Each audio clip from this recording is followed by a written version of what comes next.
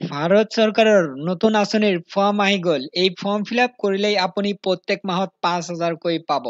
5,000কৈ পাবলৈ হ'লে এতিয়া আপোনাৰ ফৰ্ম ফিল আপ কৰিব লাগিব। এই ফৰ্ম ফিল আপ অসমৰ যিকোনো ডিষ্ট্ৰিক্টৰ বা যিকোনো গাঁৱৰ কেণ্ডিডেট ফিল আপ কৰিব পাৰিব।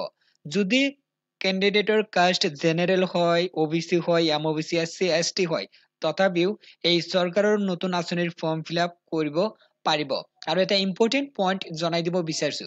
চৰকাৰে যিটো 5,000 পইচা দিব সেই পইচাটো বেংকৰ একাউণ্টত সোমাব, কিন্তু বহুতৰ নোসোমাই, কাৰণটো মই কৈ আছো।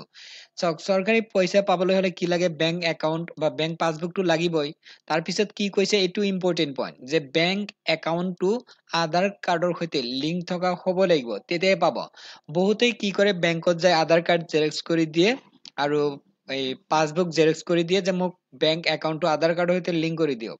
তেতিয়া লিংক কৰি দিয়ে, সেইটো লিংক নহয়, এইটো হ'ল আধাৰ চিডিং। তেতিয়া আপুনি চৰকাৰী আঁচনিৰ যিটো পইচা সেইটো পাব।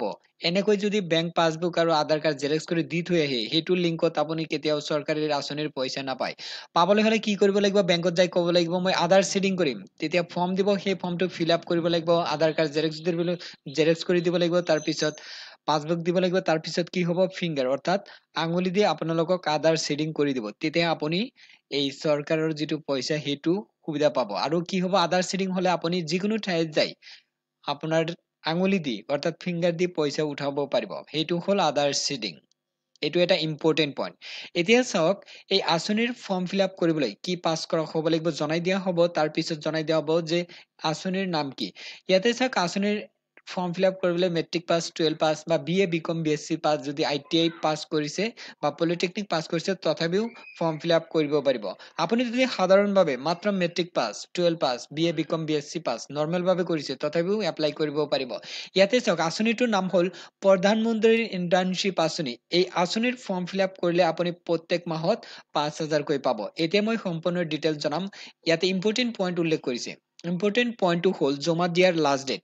জমা দিয়াৰ লাষ্ট ডেট ইয়াতে উল্লেখ কৰিছে 2025 চনৰ মাৰ্চ মাহৰ 12 তাৰিখৰ ভিতৰত আপোনাৰ অনলাইন জমা দিব লাগিব।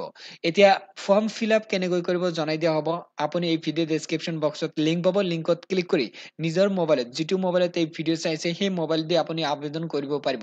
এটা এপ্লিকেশ্যন ফৰ্ম আছে, ইয়াতে ক্লিক কৰিলেই এই পেজত ৰিডাইৰেক্ট হ'ব। হোৱাৰ পিছত কি আছে ইয়াতে চাওক, ৰেজিষ্টাৰ নাও আছে। এই ৰেজিষ্টাৰ অপশ্যনত ক্লিক কৰি দিব লাগিব।